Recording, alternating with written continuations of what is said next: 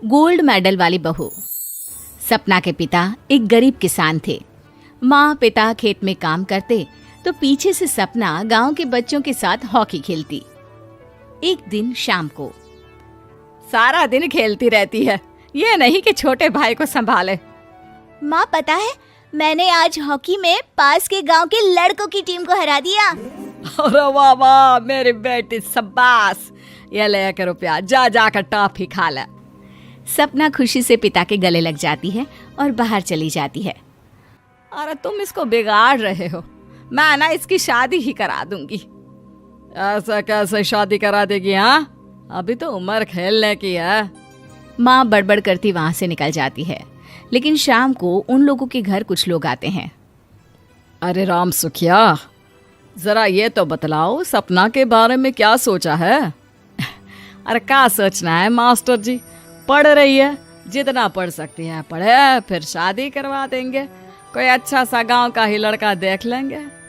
अरे तुम तो उसके पिता हो, तुमको कुछ नहीं पता? माँ घबरा जाती है। अरे का मास्टर जी, का पता नहीं, का हो गया? हम तो इनसे पहले ही बोल रहे थे कि लड़की की जात है, संभाल लो। अरे भाभी जी, आप भी ना कभी अच्छा भी सोच लिया करो। अरे सपना क्या खेलती है हॉकी, बड़े से बड़े आदमी भी नहीं जीत पाते हैं उससे। कल गांव में एक टीम आ रही है, लड़कियों की हॉकी खेलने उसे भेज देना, वहां शायद कुछ बात बन जाए। अरे ना मास्टर जी, कोई खेल वेल नहीं करवाना है हम लोगों को, वो भी शहर के लोगों के साथ तो बिल्कुल भी ना। शहर के लोगों को ना कोई भरोसा नहीं होता मास्टर जी। अरे कैसी बात कर रही हो सपना की माँ, बुरा आदमी तो हर जगह मिल जाएगा, उसके लिए शहर का और गांव का। हाँ मास्टर जी, हम लोग तैयार हैं, कल आ जाएगी सपना वक्त से। माँ के लाख मना करने पर भी पिता सपना को हॉकी टीम के लिए भेज देते हैं। शाम को सपना वापस आती है, लेकिन लटके मुंह से। और क्या हो गया, मार खाई हो का? कौन मारेगा हमें? कोई मार वार खाकर नहीं आए। अरे फिर शकल पर 12 क्यों बजे है, बताओगी? देखो माँ, आप समझोगी नहीं, बताकर फायदा क्या है? अरे बिटिया रानी, हम तो समझेंगे ना, हमें ही बता दे। सपना पापा के गले लग जाती है। पापा, मैं ना सिलेक्ट हो गई हूँ भारत की हॉकी टीम में खेलने के लिए। अरे वाह, ये तो बहुत ही खुशी की बात है मेरे बच्चे। फिर मेरी गुड़िया काहे परेशान है? पापा, मुझे दिल्ली जाना पड़ेगा आगे की प्रैक्टिस के लिए। माँ जो सारी बात सुन रही होती है, जोर से चिल्लाती है। एक पैसा नहीं है मेरे पास, समझे? कुछ नहीं दूंगी। शादी के लिए लड़का फाइनल भी कर दिया है, कल्ले का बेटा, वो शादी कर लेगा तुमसे। सपना पिता की ओर देखती है। अरे देख सपना, खेलने दिल्ली जाना है तो सिर्फ इसी शर्त पे कि आकर कल्ले से बेटे से चुपचाप शादी कर लेगी, बोल। अरे ठीक है ना, कल्ले का बेटा तो बहुत ही समझदार है, सरकारी नौकरी है उसकी, मान गया वो तो सपना शादी कर लेगी। सपना भी धीरू, जो कि कल्ले का बेटा था, उसे जानती थी। वो मन ही मन सोचती है कि शादी तो वैसे भी होनी है, लेकिन माँ की ये शर्त मान गई तो जीवन जीने का एक मौका तो जरूर मिलेगा। हाँ, मुझे मंजूर है। हाँ, तो कल मैं उन लोगों को बुला लूं? पिता और सपना दोनों एक दूसरे को देखते हैं। अब माँ ठीक है ना, बुलाने की क्या जरूरत है, वो लोग पसंद कर रहे हैं ना मुझे, वही ठीक है। बस आप तो मेरा दिल्ली का बैग पैक कर दो। सपना दिल्ली जाती है, दिल्ली टीम के लिए खेलने के लिए। सपना खूब अच्छा खेलती है और गोल्ड मेडल जीत कर आती है। जब वो गांव आती है तो उसका जोरदार स्वागत होता है। हर कोई सपना सपना चिल्ला रहा होता है। और सपना के पापा, तुम्हारी बेटी ने तो गांव का नाम रोशन कर दिया है। गांव की तरफ से तुम लोगों को गांव में पक्का मकान और सपना को परिषद में पक्की नौकरी देने के लिए हम तैयार हैं। अरे वाह वाह, पक्का मकान, ये तो बहुत अच्छी बात है, लेकिन सपना की नौकरी नहीं चाहिए हमें। हाँ, कैसी बात कर रही हो सपना की माँ?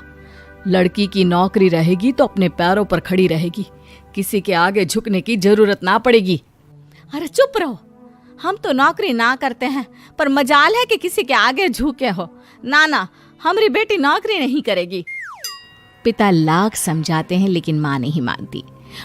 और फिर वो दिन भी आ जाता है जब सपना को अपने कहे अनुसार लड़के से शादी भी करनी पड़ती है। ससुराल में। ए बहू, तू रोज रोज सुबह कहाँ जाती है? घर का सारा काम निपटा कर कहाँ भागती है? माँ का घर तो पास ही है, वहीं निकल जाती है क्या? नहीं माँ जी, मैं हॉकी खेलने जाती हूँ, मुझे खेलना पसंद है। खेलना पसंद है? अरे कैसी बात कर रही है बहू, शादी के बाद तो कोई लड़की खेलती फैलती नहीं है, वो घर का काम काज देखती है। सपना कुछ नहीं कहती। वो एक रोज कमरे में अपनी अलमारी ठीक कर रही होती है कि तब सुनो, वो जो लटक रहा है ना, क्या बोलते हैं उसे? मेडल। सपना पति की बात सुनकर खुश हो जाती है, उनके पास जाती है। मैं सोच ही रही थी कि तुमने कभी पूछा क्यों नहीं। ये मेडल है, मैंने जीता है, पता है, हॉकी में। बड़ा मैदान, बहुत से लोग, 2 टीम और फिर शुरू होता है जुनून। पता है, लगता है जैसे बस जिंदगी यही है, खेलते रहो, भागते रहो, दौड़ते रहो और लक्ष्य को पालो। सुनो ना, मैं ना भारतीय टीम के लिए खेलना चाहती हूँ। माँ, यहाँ तो आ जरा। सपना हैरान हो जाती है कि ये क्या हो गया, पति अचानक से माँ को क्यों बुला रहा है। हाँ बेटा, क्या हो गया? काहे गला फाड़ रहे हो? माँ, ये सपना क्या कह रही है? अरे बीवी तो बोलती ही रहती है बेटा, लेकिन क्या हो गया, चिल्ला क्यों रहे हो? ऐसा क्या बोल दिया इसने? माँ ये बोल रही है कि इसको खेलना है भारतीय टीम के लिए।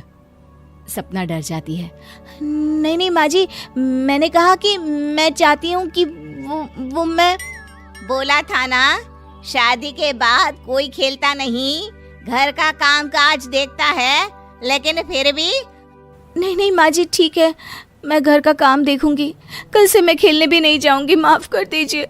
सपना पति की तरफ देखती है जो माँ की तरफ देख रहा होता है। उसे गुस्सा तो आता है, लेकिन करती भी तो क्या, सास के सामने कैसे पति की क्लास लगाती। अरे बेटा, अब क्यों घूरे जा रहे हो बहू को? माँ, अभी इस बात का फैसला करके जाना, वरना ये तो तेरे कमरे से जाने के बाद मुझे। अब चुप हो जाइए आप, छोटी सी बात का बतंगड़ मत बनाइए। छोटी सी बात? बहू, ये कोई छोटी बात नहीं है। जो लड़की दिल्ली के लिए गोल्ड मेडल ला सकती है, वो देश के लिए भी तो गोल्ड ला सकती है ना। हम लोगों को किसी चीज की कमी नहीं है बहू, घर का काम तो कोई भी कर लेगा, लेकिन देश का नाम रोशन करने के लिए सपना चाहिए। जा बहू, तेरी ट्रेनिंग का सारा इंतजाम तेरे पति ने कर दिया है, जा खेल और देश का नाम रोशन कर। सपना की आंख में आंसू आ जाते हैं।